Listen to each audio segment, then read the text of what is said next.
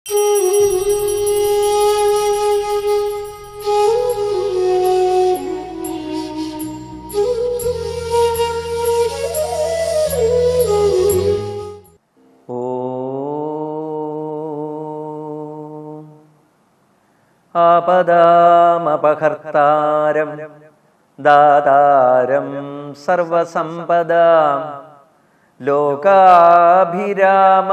ശ്രീരാമം ഭൂയോ ഭൂയോ നമാമ്യഹം.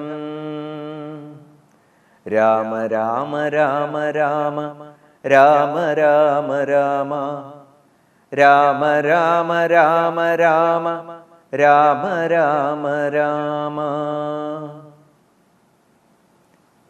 സഗരപൗത്രനായ അംശുമാൻ അനേക കാലം തപസ് ചെയ്തു ദേവഗംഗയെ ഭൂമിയിലേക്ക് കൊണ്ടുവരാൻ. പക്ഷേ അദ്ദേഹത്തിന് ആ തപസ്സിലൂടെ സഫലത നേടാൻ സാധിച്ചില്ല. അംശുമാൻ്റെ പുത്രനാണ് ദിലീപൻ. ദിലീപ മഹാരാജാവും ഗംഗയെ ആവാഹിച്ചു കൊണ്ടുവരാൻ അനവധി കാലം തപസ്സു ചെയ്തു. അദ്ദേഹത്തിനും ആ ഗംഗയെ പ്രീതിപ്പെടുത്താനുള്ളതായ ആ ആയുസ് പൂർണ്ണമായില്ല. പിന്നീട് ദിലീപപുത്രനായിരിക്കുന്ന ഭഗീരഥൻ ബ്രഹ്മാവിനെ തപസ്സു ചെയ്തു. അനേക കാലത്തെ തപസ്സിൻ്റെ ഫലമായി ബ്രഹ്മാവ് പ്രത്യക്ഷപ്പെട്ടു. ഗോകർണത്തിലാണ് ഭഗീരഥ തപസ് നടന്നത് എന്ന് പുരാണം സൂചിപ്പിക്കുന്നു. സാക്ഷാൽ വിശ്വാമിത്ര മഹർഷി ശ്രീരാമനോട് പറയുകയാണ്, ഭഗീരഥൻ്റെ തപസ് എല്ലാ തപസ്സുകളിലും വെച്ച് ഏറ്റവും കഠിനമായിരുന്നു.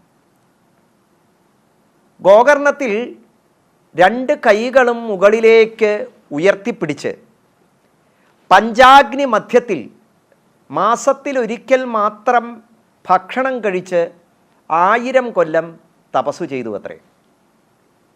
നമ്മളിപ്പോൾ കേൾക്കുന്നതായ രാമായണ കഥ ത്രേതായുഗത്തിലെ ചരിത്രങ്ങളാണ്.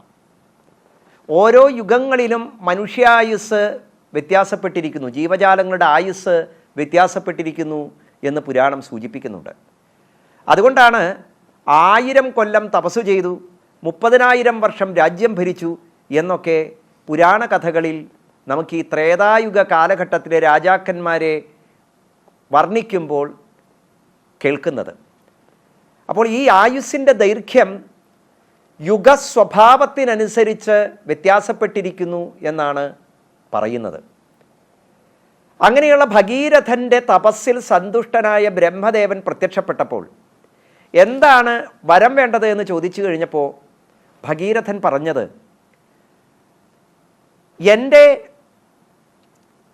പൂർവീകരായിരിക്കുന്നതായ സഗരപുത്രന്മാർ കപില മഹർഷിയുടെ കോപത്താൽ ഭസ്മമായി തീർന്ന അവരുടെ ജീവാത്മാക്കൾക്ക് ഗതി ലഭിക്കണം, അവർ ഉദകം സ്വീകരിക്കണം, ആ മുത്തച്ഛന്മാരുടെ ചിതാഭസ്മം പവിത്രമായിരിക്കുന്ന ഗംഗാജലത്താൽ നനഞ്ഞ് അവർക്ക് സൽഗതി കൊടുക്കുമാറ് പ്രവഹിക്കണം, എൻ്റെ വംശത്തിൽ യോഗ്യരായിരിക്കുന്ന സന്തതികൾ ഉണ്ടായി വരണം. ഇതാണ് ഭഗീരഥൻ പ്രാർത്ഥിച്ചത്. ബ്രഹ്മദേവൻ ഭഗീരഥനോട് പറഞ്ഞു, ഗംഗായ പതനം രാജൻ പൃഥിവീന സഹിഷ്യത്തെ താം വൈ ധാരയിതും രാജൻ നാന്യം പശ്യാമി ശൂലിനഃ. അല്ലയോ ഭഗീരഥ, ആകാശത്ത് നിന്ന് ദേവഗംഗ ഭൂമിയിലേക്ക് നിപതിക്കുമ്പോൾ ആ നിപാതത്തെ, ആ പതനത്തെ സഹിക്കാനുള്ള കഴിവ് ഭൂമിദേവിക്കില്ല. ഗംഗ താഴോട്ട് നിപതിക്കുന്ന സമയത്ത് ആ ഗംഗയെ താങ്ങി നിർത്താൻ സാധിക്കുന്ന ഒരേ ഒരാളേ ഉള്ളൂ, അത് സാക്ഷാൽ ശ്രീ പരമശിവനാണ്.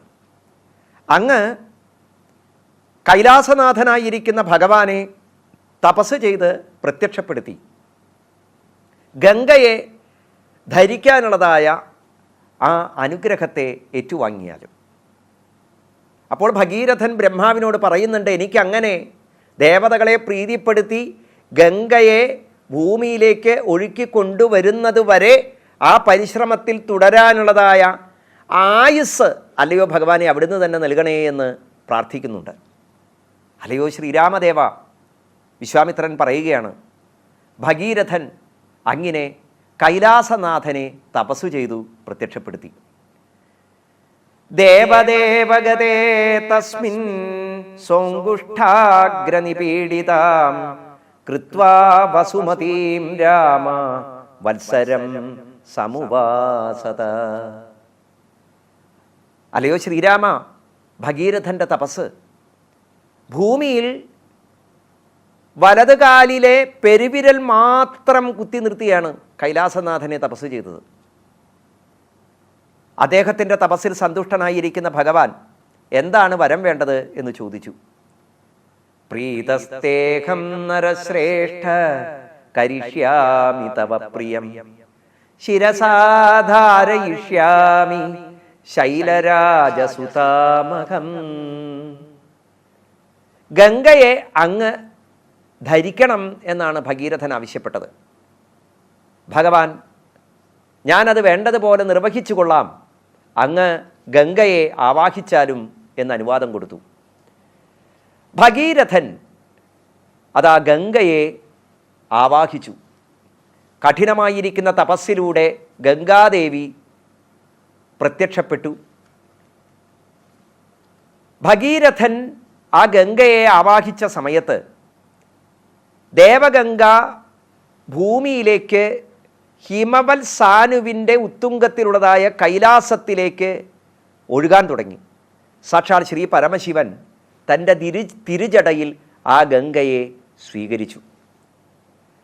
പക്ഷേ ഹിമവൽ പുത്രിയായിരിക്കുന്ന ഗംഗാദേവി പാർവതീദേവിയുടെ സഹോദരിയാണ്, ജ്യേഷ്ഠത്തിയാണ്. ആ ഗംഗാദേവി ശിവജടയിലേക്ക് ഒഴുകുന്ന സമയത്ത് ഒരല്പം അഹങ്കരിച്ചു. അല്പമല്ല, നല്ല അഹങ്കാരം തന്നെയായിരുന്നു. എന്താ ചിന്തിച്ചത്?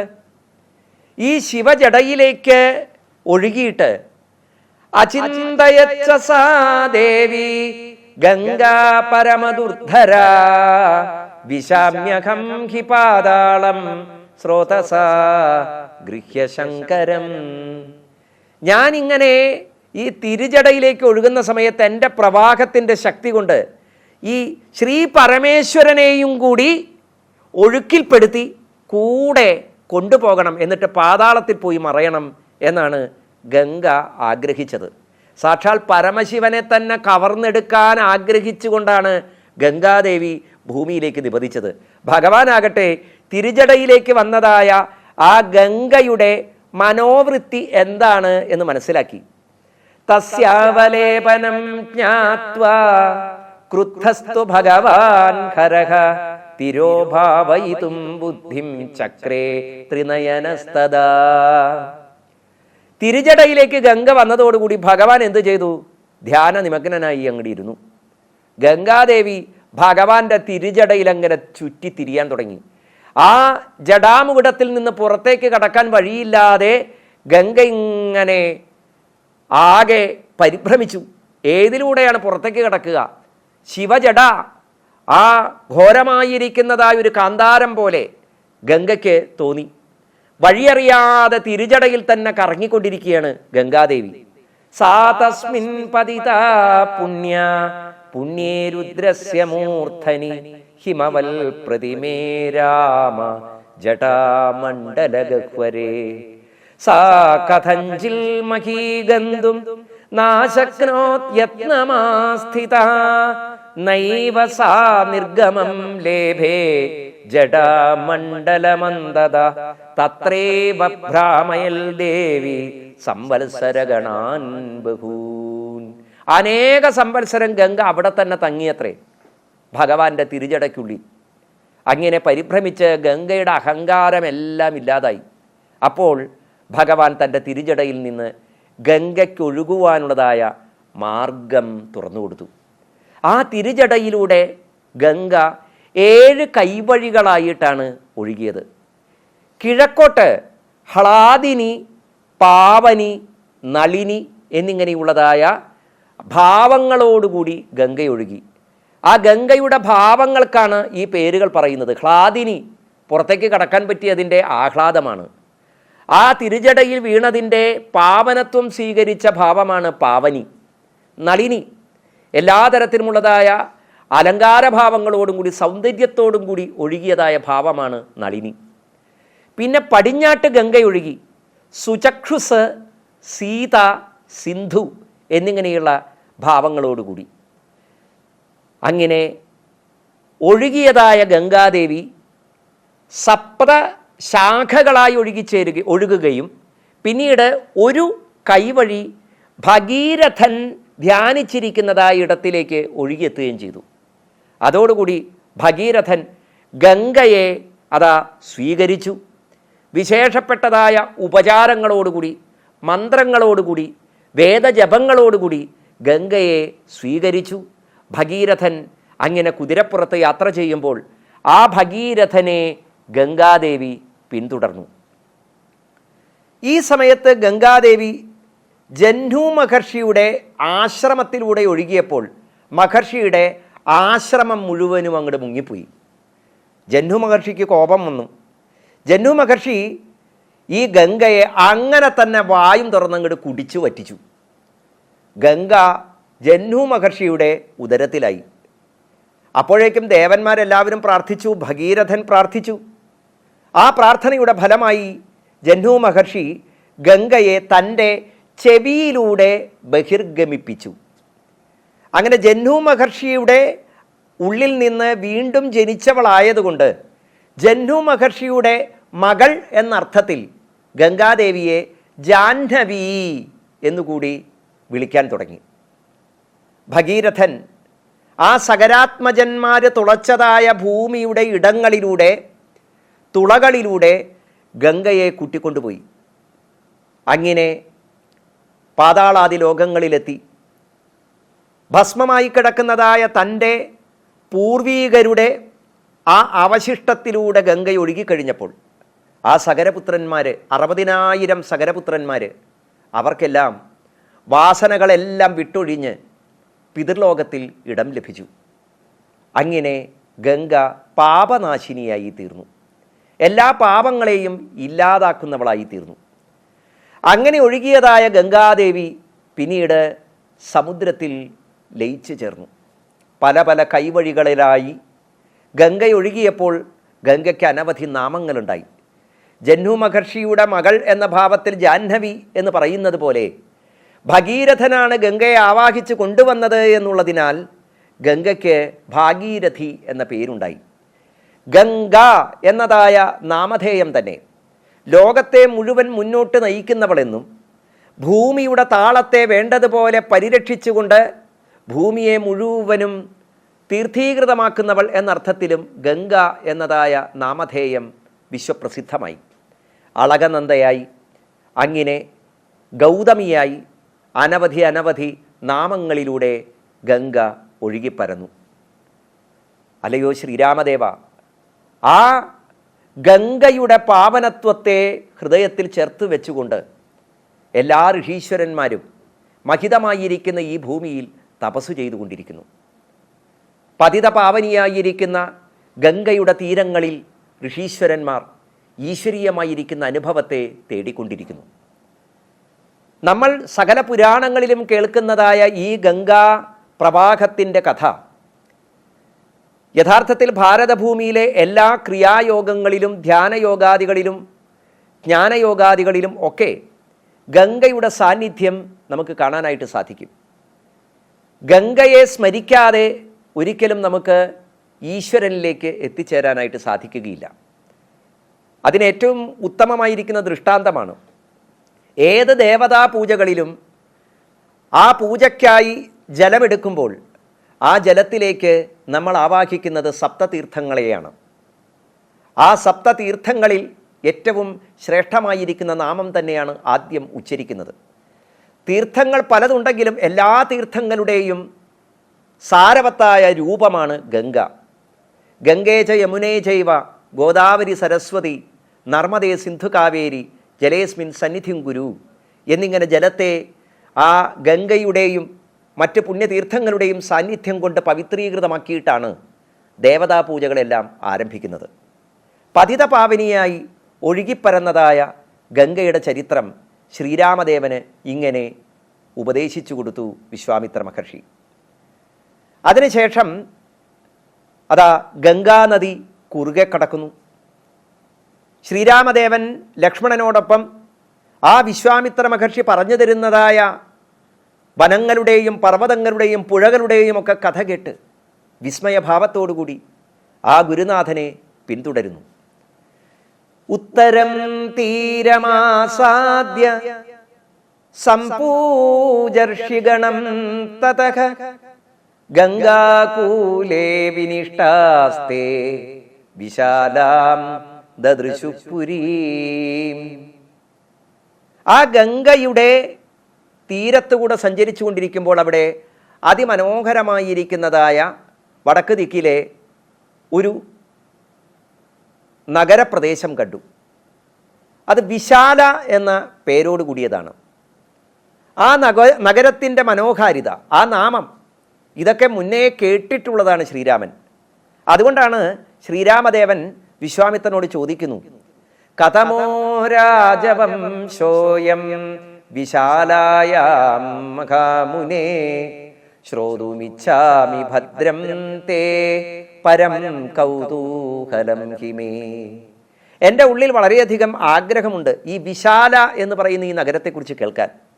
ഇവിടെ ഇപ്പോൾ എത്രാമത്തെ രാജവംശമാണ്?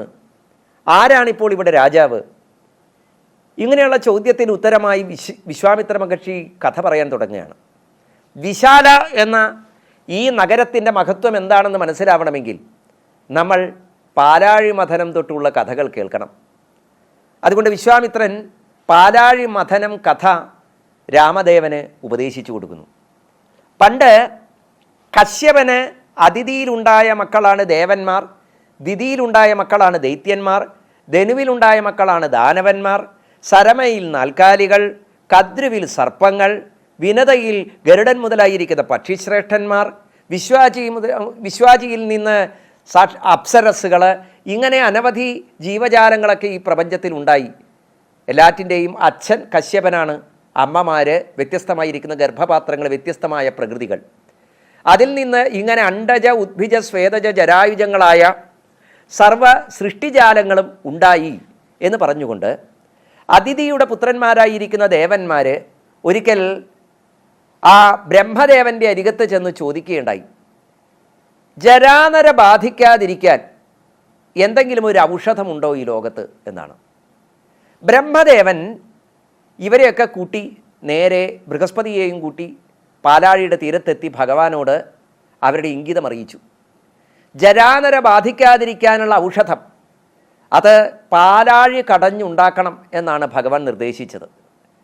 പൂർവം കൃതയുഗേ രാമ ദിതേ പുത്ര മഹാബലഃ അതിതേശ്ച മഹാഭാഗ വീര്യവന്ത സുധാർമിക.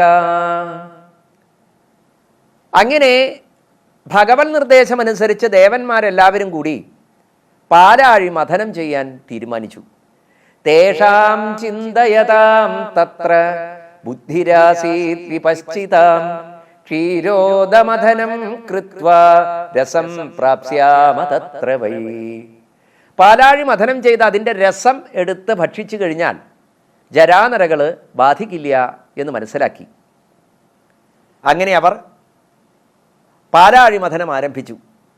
വാസുകിയെ കയറാക്കിക്കൊണ്ട് മന്ധരപർവ്വതത്തെ കടകോലാക്കിക്കൊണ്ട് പാലാഴി മഥനം ആരംഭിച്ചപ്പോൾ ഈ മന്ധരപർവ്വതം ചളിയിൽ പുണ്ടുപോയപ്പോൾ ഭഗവാൻ തന്നെ കൂർമ്മരൂപമായി വന്ന് തൻ്റെ പൃഷ്ഠത്തിൽ മന്ധരപർവ്വതത്തെ ഉയർത്തി നിർത്തി. കുറേ ശ്രമിച്ചിട്ടും ആ പാലാഴിയുടെ ജലം ഇളകുന്നില്ല എന്ന് കേട്ടുകഴിഞ്ഞപ്പോൾ വേഗം തന്നെ ഭഗവാനെ സ്മരിച്ചു ദേവന്മാർ. സാക്ഷാൽ മഹാവിഷ്ണു അജിതസ്വരൂപത്തിൽ അവതരിച്ച് തൻ്റെ 2 കൈകളെ കൊണ്ട് വാസുകിയുടെ തലയും കയറും മറ്റൊരു പർവ്വതം പോലെ ഭീമാകാര രൂപം ധരിച്ചിട്ടാണ് ഈ അജിതാവതാരം. അദ്ദേഹം ഈ പാലാഴി സ്വയം അങ്ങോട്ട് മഥനം ചെയ്തു. ഭഗവാന്റെ തൃക്കൈകൾ ഈ വാസുകിയുടെ ദേഹത്തെ സ്പർശിച്ചപ്പോൾ വാസുകിയിൽ പിന്നെ വിഷത്തിന് ഇരിപ്പിടമില്ലാതായി, വിഷത്തിന് അവിടെ നിലനിൽക്കാൻ സാധിക്കാതായി.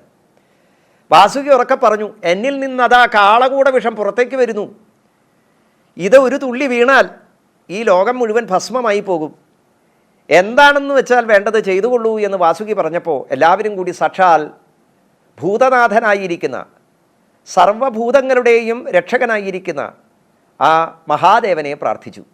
ഹരഹര മഹാദേവ എന്ന് എല്ലാവരും ഉറക്കെ ജപിച്ച സമയത്ത് ദേവതാനാം ഭയം ദൃഷ്ട്വാ ശ്രുത്വാ വാക്യം തുഷാർങ്കിണ ഹാലാഹലം വിഷം ഘോരം സംജഗ്രാഹാമൃതോപമം. അതിഘോരമായിരിക്കുന്ന ഈ ഹാലാഹലം എന്ന വിഷം, കാളകൂട വിഷം, സാക്ഷാൽ ശ്രീ പരമേശ്വരൻ അവിടെ വന്ന് 2 കൈകളെ കൊണ്ടും ആ വിഷത്തെ അങ്ങോട്ട് സ്വീകരിച്ച് പാനം ചെയ്തു. ആ വിഷമാകട്ടെ ഭഗവാന്റെ കണ്ഠത്തിൽ തന്നെ തങ്ങി നിന്നു. ഭഗവാൻ അതിനെ നിയന്ത്രിച്ച് നിർത്തിയിരിക്കുകയാണ് ഇപ്പോഴും. അങ്ങനെ ആ വിഷത്തെ തൻ്റെ കണ്ഠത്തിൽ ഒതുക്കി നിർത്തി എന്നുള്ള കാരണത്താൽ സാക്ഷാൽ ശ്രീ പരമേശ്വരനെ നീലകണ്ഠൻ എന്ന് വിളിക്കുന്നു. പിന്നീട് പാലാഴിയിൽ നിന്ന് അനവധി തരത്തിലുള്ളതായ വസ്തുക്കളൊക്കെ പൊങ്ങി വന്നു. ഐരാവതം, പാരിജാതം, സുരഭി, ജ്യേഷ്ഠാഭഗവതി, മഹാലക്ഷ്മിയുടെ സഹോദരിയാണ് ജ്യേഷ്ഠാഭഗവതി.